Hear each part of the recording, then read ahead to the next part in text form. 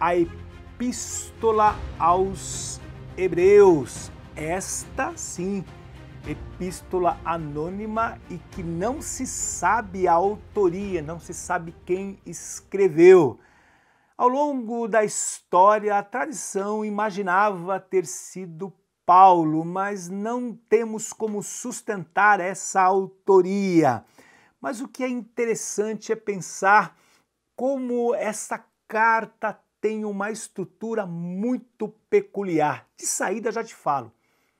É o texto complexo, num grego sofisticado e também que exige do tradutor e do intérprete assim um trabalho, um conhecimento de gramática por conta da sua estrutura. Mas o que é essa epístola? Digo a você, estamos pensando aqui possivelmente em exortações ou num sermão, ou seja, um livro que tem menos estilo de carta. Se comparada com o volume de epístolas do Novo Testamento, estamos pensando num estilo mais querigmático. Por quê? Porque nós temos uma eloquência do autor com exortações fortes, intensas, ou seja, de saída você não tem uma introdução formal aqui. Então, Hebreus já inicia, com um ensino, com um conhecimento a respeito da pessoa do Senhor e também da maneira como Deus se deu a conhecer. E isso logo já nos comunica uma coisa muito legal, que é Deus quem toma a iniciativa, ou seja, nós o conhecemos porque Ele se revela, e isso faz toda a diferença. E aí, o autor, seja quem for, nos conduz à pessoa do Senhor Jesus Cristo como a suprema revelação de Deus. Em outras palavras, o autor foca, ele dá foco na sua atenção, principalmente no Filho de Deus, no Senhor Jesus Cristo, como aquele que vem definitivamente para tratar do problema da humanidade. Em outras palavras, nós temos uma situação provisória no Antigo Testamento e uma situação definitiva agora no Novo Testamento. Então, quando nós entendemos essa intenção ou a intenção do autor em nos mostrar aqui esse contraste com aquela revelação gradual de Deus por meio dos profetas, dando aos seus antepassados, agora nós temos não apenas a pessoa em si do Senhor Jesus Cristo, mas dos seus ofícios, da função. Eu gosto de pensar que é importante para o leitor lembrar que este caráter definitivo do sacrifício de uma vez por todas, aquele que assume de fato o lugar do pecador para sempre. O que acontecia no Antigo Testamento, a necessidade do sacrifício uma vez por ano, principalmente o sumo sacerdote entrando no Santíssimo Lugar. É como quando a gente chega num lugar novo. Eu, por exemplo, quando fui para o meu apartamento, nós compramos e ficamos sem dinheiro. Alguns sabem bem o que é isso. E como nós não tínhamos condições, nós colocamos ali uma mesinha de lata, umas cadeirinhas improvisadas e ficou aquela situação provisória até que tivemos condições de colocar uma mesa de 6 lugares adequadamente.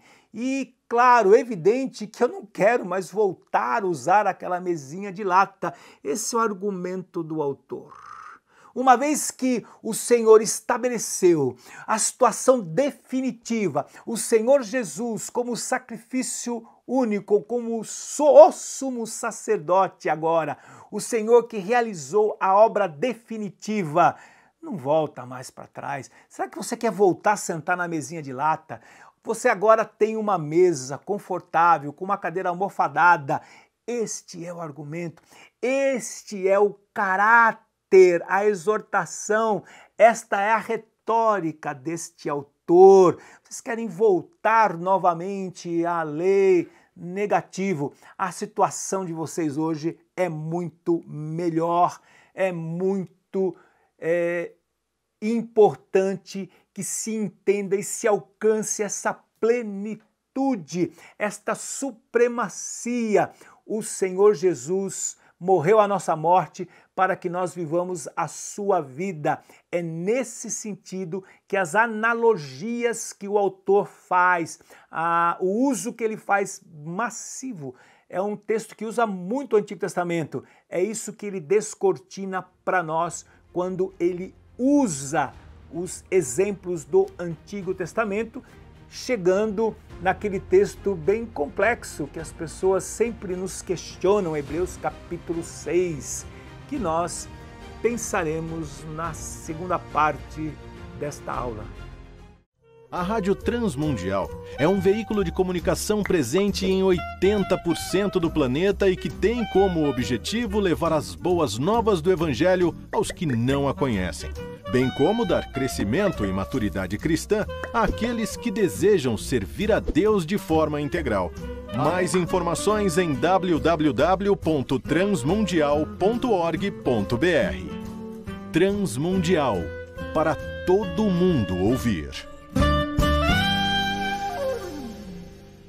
A Faculdade Teológica Batista de São Paulo tem a satisfação de receber você para entrar em sintonia com a nossa ministração bíblica, ministerial e abençoadora, que vai fazer diferença em termos de educação teológica para a nossa vida. Fique em sintonia conosco, aprofundando-se na Palavra de Deus.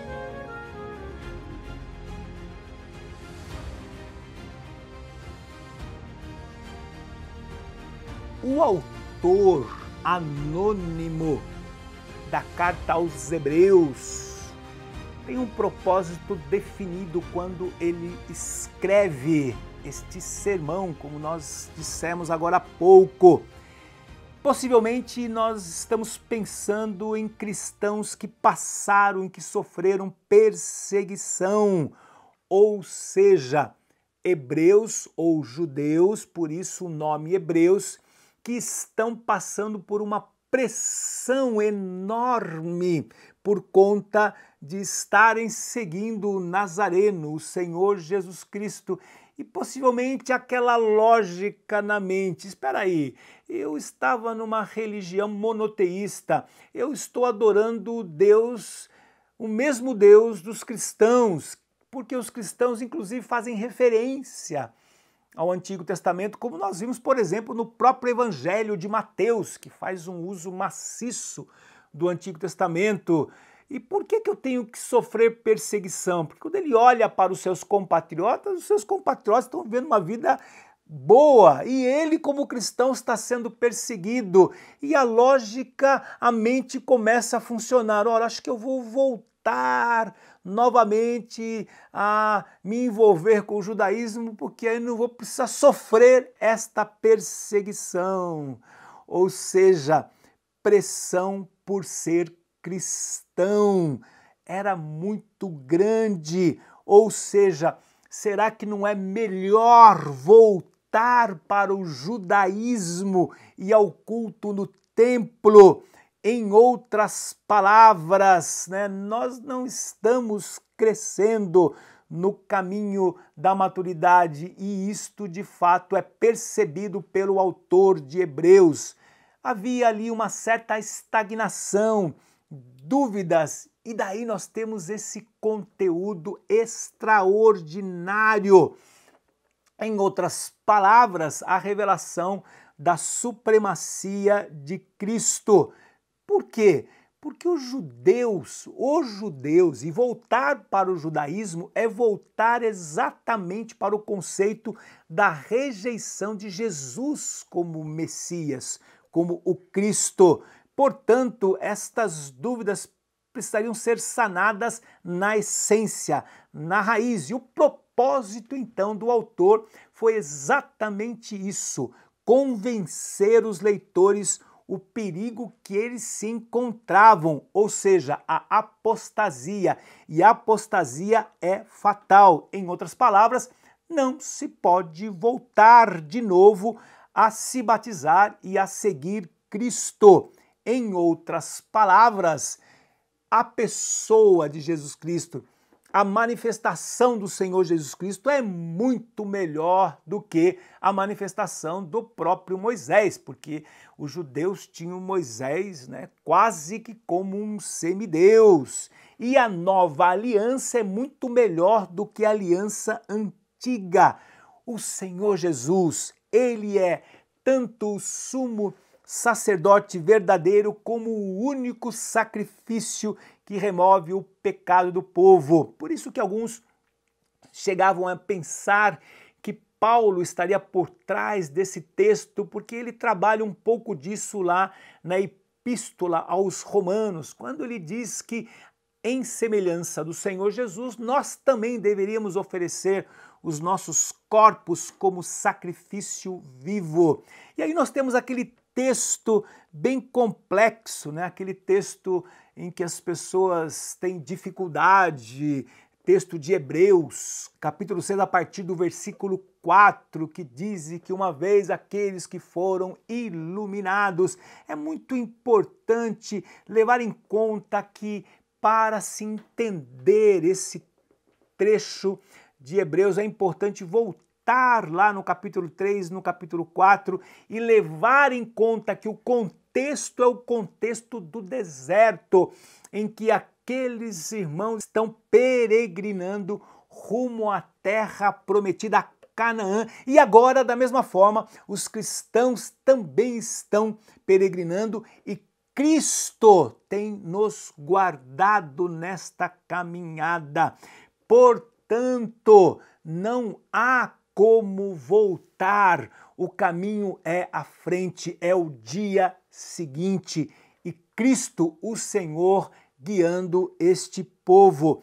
Por isso que o tema, possivelmente, poderíamos pensar aqui como a revelação. Olha só, um Deus que se revela de maneira completa e divina, mas uma revelação que acontece numa pessoa, o Senhor Jesus Cristo. Ele é a glória suprema, o Filho de Deus, superior, não somente a Moisés, mas superior também aos anjos. Mas Cristo também revela a sua glória suprema no sacerdócio, ou seja, era importante, muito importante, assim como hoje, uma aceitação pessoal e uma manifestação prática deste cristianismo de permanecer com o Senhor, aconteça o que acontecer.